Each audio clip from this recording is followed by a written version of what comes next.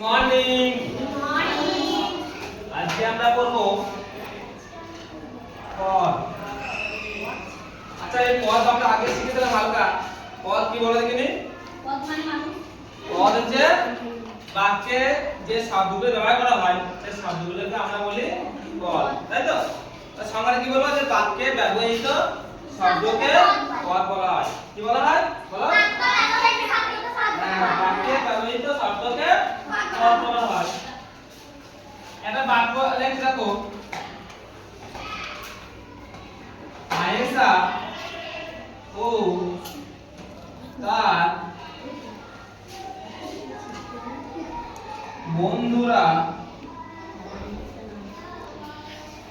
ভালো খেলেছে। ধরো, আয়েশা এবং তার বন্ধুরা ভালো খেলেছে। আয়েশা এবং তার বন্ধুরা ভালো খেলেছে। এবার ধরো এখানে কয়টা পদ আছে? একটা, দুটো, তিনটে, চারটে, পাঁচটা, ছয়টা। এগুলো যখন আমরা আলাদা আলাদা করে বলবো সেগুলো তখন কি বলবো? শব্দ।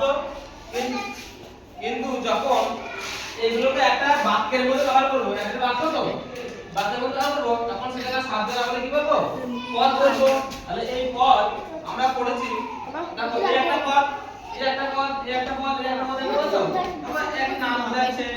কোন নামে? এটা কি নাম? আয়েশা এবং তার বন্ধুরা। তার মানে কি এখানে অন্য তো বন্ধু নিচে ছিল তো। এবার ধরো বন্ধুরা ভালো খেলেছে। এবার ধরো পদ, এটা হচ্ছে নাম বোঝাচ্ছে। পদকে আমরা কত ভাগ যায়? পাঁচ ভাগে। এক নম্বর হলো বিশেষ্য, তাই তো?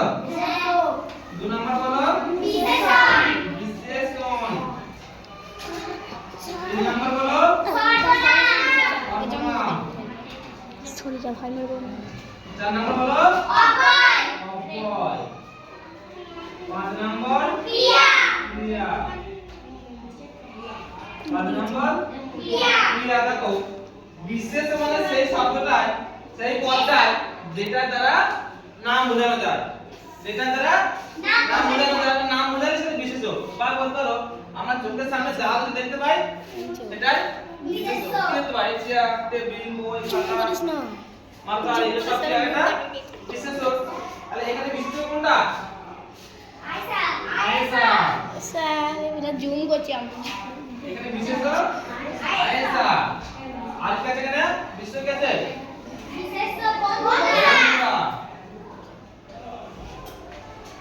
বন্ধুরা। এবার দেখো বিশেষণ। বিশেষণ মানে কি?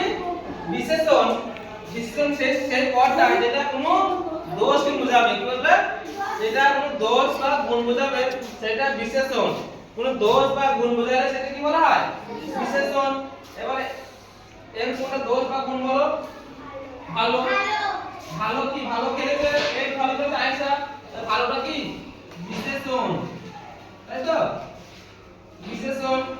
সর্বনাম। সর্বনাম পদটা হচ্ছে সেই পদ যেটা আমরা নাম না বলে, মানে বাবার নামটা না বলে নামের পরিবর্তে এমন কিছু ব্যবহার করব যেটা সেই নামটাকে বোঝাবে। ধরো বলছি যে রবীন্দ্রনাথ ঠাকুর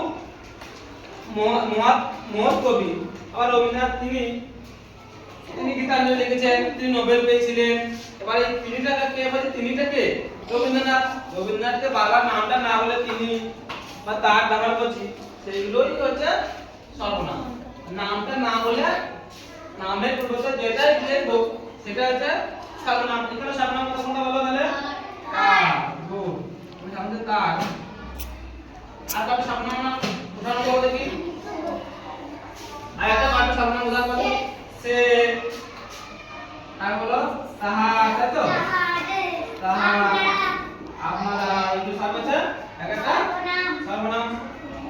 এবার হচ্ছে অব্যয়। অব্যয় পদ সেটাই যে পদটা মানে কোনো বাক্যে, যে কোনো বাক্যে ব্যবহার হতে পারে, সেই বাক্যে যেন কোনো ব্যয় হয় না। মানে তার যে রূপ, সেই রূপটা সব জায়গায় এক। কি বললাম? তার রূপটা সব জায়গায় এক, মানে কোনো জায়গায় চেঞ্জ হয় না।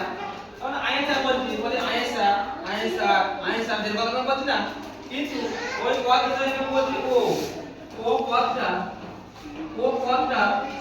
যেরকম বাকি ব্যবহার করো না ওই থাকবে ও ওদের এরকম ব্যবহার হয় ওটা হচ্ছে এখানে কি আয়েশা ও তার বন্ধুরা ও মানে কি এই দুটো বুঝাচ্ছে তাই না আয়েশা ও তার বন্ধু বুঝাচ্ছে এবং তখন আসা বলছি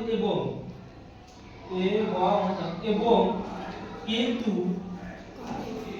কতবার এই শব্দগুলো দেখো বা এই পদগুলো দেখো যে কোনো বাক্যে ব্যবহার করা হয় না এই বাক্যের কোনো রূপটা চেঞ্জ হয় না মানে এইভাবেই থাকে এই বানানটা যা আছে তাই থাকে আর এটা বলা হয় অব্যয় যা ব্যয় হয় না আর কি বলা হয় অব্যয় যা ব্যয় হয় না ভাঙা যায় না সেটা হচ্ছে অব্যয় তো আমরা বলতে এখানে অব্যয় কোনটা ওটা এবার ক্রিয়াপদ দেখো আমরা কাজ করি তো খাই স্কুল আসি বাড়ি যাই লিখি পড়াশোনা করি এই যে কোনো একটা কাজ করা বোঝাচ্ছে যে পদের দ্বারা সেই পদটাকে আমরা বলবো ক্রিয়াপদ পড়ছি লিখছি খাচ্ছি বাড়ি যাচ্ছি বাড়ি যাই খাই এগুলো কি ক্রিয়াপদ তাহলে যেগুলো কোনো কাজ যাবে সেগুলো আমরা বাংলা তার মানে ক্রিয়াপদ বলবো